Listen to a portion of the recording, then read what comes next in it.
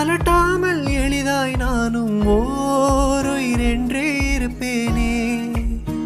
குழம்பாமல் யாருடைத்தாலும் சிரிக்கின்ற பொம்மை போலே நான் என் இயல்பில் இருப்பேன்.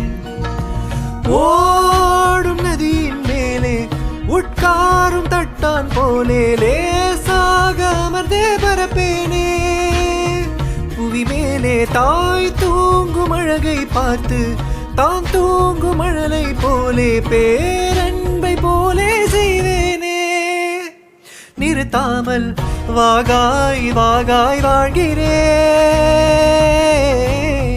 பாகாய் பாகாயாகிறேன்.